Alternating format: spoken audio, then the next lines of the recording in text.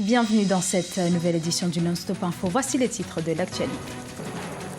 Le président congolais Denis Sassou Nguesso est désormais candidat à sa propre succession. Comme en 92, 2002 et 2009, il a été investi par le Parti congolais du travail. En Centrafrique, la Cour constitutionnelle a validé les résultats du premier tour de la présidentielle. Elle confirme le duel d'Anissé Georges Delogélé et de Faustin Touédéra au second tour de ce scrutin. Puis focus sur le troubadour de la poésie gabonaise Djibril Nguemongwa. La transmission orale occupe une grande place dans son métier. Les détails à suivre dans cette édition. Mais avant de développer ces titres, les ministres des Affaires étrangères et de la coopération internationale sont attendus ce 27 janvier à Addis Abeba pour la 28e session ordinaire du Conseil exécutif de l'Union africaine. La situation au Burundi sera au cœur des discussions. L'enjeu portera essentiellement sur l'envoi ou non de troupes. Le gouvernement burundais s'oppose à tout déploiement de soldats de maintien de la paix, décision annoncée en décembre 2015 par l'Union africaine. Au Congo-Brazzaville, c'est officiel, le président Denis Sassou Nguesso est candidat à l'élection présidentielle anticipée du 28 mars 2016. Le Parti congolais du travail l'a investi ce 25 janvier. Cette candidature a été rendue possible grâce à la modification constitutionnelle du 25 octobre 2015 qui a fait sauter le verrou de la limitation des mandats et pour la plateforme de l'opposition Frocade IDC qui dit ne pas être surprise par ce choix, il faut un scrutin transparent. Deogracias Podo. Réunis à Brazzaville le 25 janvier, les membres du comité central du Parti congolais du travail, le PCT, ont désigné le président Denis Sassou Nguesso, candidat du parti au pouvoir à l'élection présidentielle du 20 mars 2016. Un choix qui serait entre autres motivé par la nécessité de poursuivre la modernisation et l'industrialisation du pays, ainsi que la diversification de l'économie. Nous avons fait le bon choix, le meilleur choix qui, dans les pays à tradition boursière, ferait s'envoler les bourses parce que les citoyens sont conscients, les investisseurs rassurés et l'économie sûre d'être dynamisée. La nouvelle constitution congolaise, adoptée le 25 octobre 2015 lors d'un référendum boycotté par une partie de l'opposition, permet désormais au chef de l'État sortant de briguer un troisième mandat consécutif. En décembre, le gouvernement a annoncé sa volonté d'avancer au mois de mars la présidentielle, dont le premier tour était prévu pour le mois de juillet 2016. Toute une série d'initiatives que dénonce la société civile congolaise et la majorité des acteurs politiques, notamment ceux de l'opposition. Néanmoins, certaines formations politiques écartent toute idée de boycott de la présidentielle. Nous sommes une plateforme de la société civile. Nous avions appelé nos citoyens à la prise de conscience. Il s'est passé tout ce qui s'est passé. Aujourd'hui, ce n'est pas à nous de dire aux Congolais la conduite à tenir. Si les Congolais ils se retrouvent dans ce qui se fait, libre à eux d'adopter la position que les citoyens auront à adopter. Mais nous avons pris position depuis un an. Nous continuons à la maintenir, quel que soit le mécanisme mis en place. Au niveau de l'opposition, on a décidé de pouvoir participer avec des conditions minimales à cette élection. Cela, à mon avis, s'interprète comme étant une prise d'acte. On a pris acte de tout ce qui a été fait. Bon, maintenant, on va voir si l'élection va être transparente pour que l'alternance s'exprime au moins à ce niveau-là. Après l'échec des tentatives pour faire barrage au changement de la Constitution et face aujourd'hui à la candidature du président Denis Sassou Nguesso, l'opposition congolaise n'exige plus qu'une transparence dans le processus électoral. Elle pose néanmoins ses conditions, parmi lesquelles la mise en place d'une commission électorale indépendante et l'élaboration d'un fichier électoral consensuel.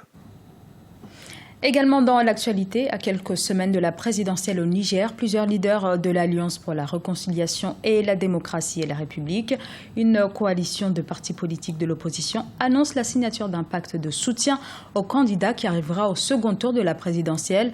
15 candidatures ont été validées, dont celle de l'ancien président de l'Assemblée nationale, Hama Amadou, actuellement en détention.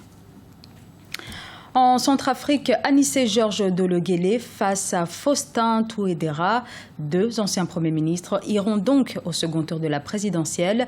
Le scrutin est fixé au 31 janvier 2016. Georges Dologuélé faisait figure de favori depuis le ralliement en sa faveur de Kwanakwa. Faustin Touadéra, qui occupait la position d'outsider, a quant à lui réalisé de bons scores à l'ouest du pays.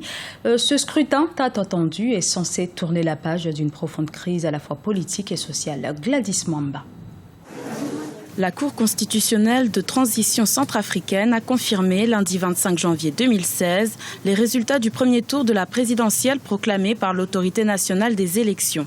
Le second tour opposera donc Anissé Georges Dologuélé, arrivé en tête avec 23,7% des suffrages, à Faustin Touadéra, crédité de 19%. Une décision qui intervient après le recours de 6 candidats dénonçant des irrégularités lors du premier tour du double scrutin présidentiel et législatif du 30 décembre 2015. À l'article 120 nouveau du Code électoral centrafricain, il est dit que ce sont les deux candidats arrivés en premier, donc en tête de liste, qui vont être retenus pour le second tour. Ça, c'est déjà les discussions légales. Mais dans les faits, lorsqu'il y a des requêtes qui ont été portées à la connaissance de la Cour constitutionnelle par les autres candidats, et c'est vrai qu'on est dans un contexte de crise, qu'on se dit souvent que c'est pas un état de droit, mais nous demandons toujours un état souverain, un état de droit.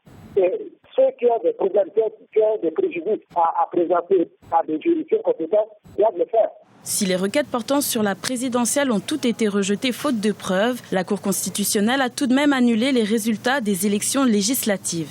Après l'étude de plus de 400 recours, de nombreuses irrégularités auraient été relevées. Cela pour les élections législatives, franchement, même le Conseil national des élections avait reconnu qu'il y a eu beaucoup de manquements. Beaucoup de manquements. Les bureaux de vote qui ont ouvert en retard, les bulletins dans certaines localités qui ne sont jamais arrivés là-bas et autres. Donc, pour ces raisons-là, je ne vais pas les citer tout ici. La Cour constitutionnelle les a cités d'ailleurs hier. Donc, il faudrait reprendre les élections législatives. L'autorité nationale des élections devra donc publier prochainement un nouveau calendrier pour le nouveau premier tour du scrutin législatif. Les candidats Anissé Georges Dologuélé et Faustin Touadéra s'affronteront à nouveau le 31 janvier 2016 pour le second tour de la présidentielle. La poésie avec le Gabonais Djibril Nguemongua. Pour ce poète troubadour, la transmission orale est fondamentale. Il est actuellement l'un des rares poètes à monter sur scène pour scander ses vers. Avec lui, le poème est à la portée du peuple. Un reportage de Douglas Ntoutoum, notre correspondant au Gabon. Auteur, compositeur et interprète, Djibril Nguemongua, la quarantaine révolue, est l'un des rares poètes gabonais à faire encore vivre la poésie dans le pays. Celui qui se définit comme étant le troubadour de la poésie gabonaise rêve d'un monde meilleur et le déclame dans ses textes. Pourtant, il dénonce le caractère incompris de l'artiste en général dans la société africaine. L'exécutif, par le législatif, par le judiciaire, par tout le monde, par ceux qui nous gouvernent. Nous voulons être compris. L'artiste gabonais, le poète que nous sommes, n'est pas compris. Or, à l'instant où nous vivons, l'artiste aussi a quelque chose à dire dans le développement de notre cité. Djibril Nguemongua compte plusieurs manuscrits à son actif, mais aucune publication officielle. Cependant, c'est l'un des poètes les plus célèbres du Gabon. Le poète veut voir l'oralité se déverser dans la littérature afin qu'en Afrique, les bibliothèques ne meurent plus avec nos vieillards. J'ai brûlé et violé la trace de mes aïeux, règle d'une réalité qui pouvait m'emporter aux confins des cultures pour concevoir les mémoires de l'histoire. Faites confiance à la plume gabonaise, faites confiance à la plume africaine. Nous n'avons plus le droit de regarder toujours ce qui revient d'ailleurs. Les Victor Hugo, c'est passé, les Baudelaire, c'est passé. Dans les programmes scolaires, il faut que les enseignants, que le gouvernement encourage les auteurs à pouvoir publier, à donner des messages de manière à ce que, comme nous sortons du monde rural, pour aller dans le monde de l'écrit, il faut que l'oralité se déverse dans la littérature gabonaise. Le Gabon compte environ 200 écrivains confirmés et moins de 10 poètes recensés. L'activité éditoriale reste donc réduite au Gabon et l'accès aux maisons d'édition et aux livres demeure un défi à relever.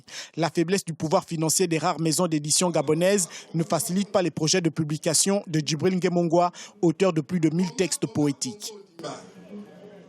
Également dans l'actualité, suite du championnat d'Afrique des Nations et également la Coupe d'Afrique de handball. Avec nous pour en parler, José Douglas, journaliste sportif. Bonjour José. Bonjour Zara. Alors on revient tout d'abord sur le championnat d'Afrique des Nations. Le tour de poule continue avec le groupe C et D. Exactement, et en groupe C, la surprise est venue justement de la défaite du Nigeria face à la Guinée, 1-0, et la Tunisie qui écrase le Niger 5-0. Au classement de la poule et à la surprise générale, la Tunisie et la Guinée se sont qualifiés, terminent ex-aequo avec 5 points, Nigeria et Niger éliminés. Tunisie et Guinée qualifiés donc pour les quarts de finale et connaîtront leur adversaire à l'issue des matchs du groupe D qui ont lieu ce mercredi 27 janvier en groupe D. Donc on aura Zambie contre le Mali et Ouganda contre le Zimbabwe. Au classement, je le rappelle que la Zambie est en tête avec 6 points, deuxième Mali 4 points et troisième Ouganda 1 point et Zimbabwe ne possède aucun point. Zambie et Mali qui sont quasiment qualifiés, reste à savoir qui terminera à la première place.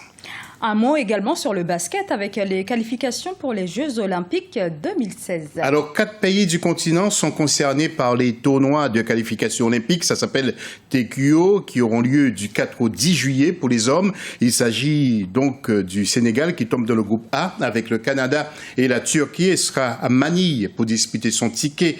Et la Tunisie sera en Italie avec l'Italie et la Croatie. Le Nigeria a déjà obtenu son billet pour Rio. Du 13 au 19 juin, eh bien, ce seront les femmes à Nantes-Rézé. En France, le Cameroun affrontera la Turquie et l'Argentine et les Nigérianes seront face à la Biélorussie et la Corée du Sud, toujours à Nantes-Rézé. Des épreuves, bien sûr, que nous allons suivre de près pour notre chaîne. Et dans l'actualité sportive, il y a également la CAN de handball qui se joue en Égypte. On connaît désormais les équipes qualifiées pour les quarts de finale. Alors, un petit mot d'abord sur les résultats enregistrés le 26 janvier en groupe A. Sachez bien que l'Algérie a battu le Nigeria 32-22, Cameroun-Gabon 25-22, Égypte-Maroc 31-13. En groupe B, Congo-Libéria 21-21, Tunisie-Angola 23-21, et puis la RDC a battu le Kenya 35-30. Alors maintenant, en tableau, le programme des quarts de finale. Alors, nous aurons un match Angola contre le Maroc, un beau choc. Il y aura également Tunisie-Cameroun. Il y aura aussi de l'intensité au cours de ce match. Algérie-RDC. L'Algérie devrait passer. Et puis Égypte-Congo. Les Égyptiens, qui, vous le savez, sont donnés candidats ou plus ou moins sont favoris à la victoire finale. Des quarts vraiment à suivre pour cette CAN de handball, Zara. Merci beaucoup, José, pour toutes ces précisions. Ce journal a été réalisé par l'ensemble de la rédaction. Nous vous remercions pour votre fidélité. Dans un instant, une nouvelle édition de l'actualité sur Africa 24.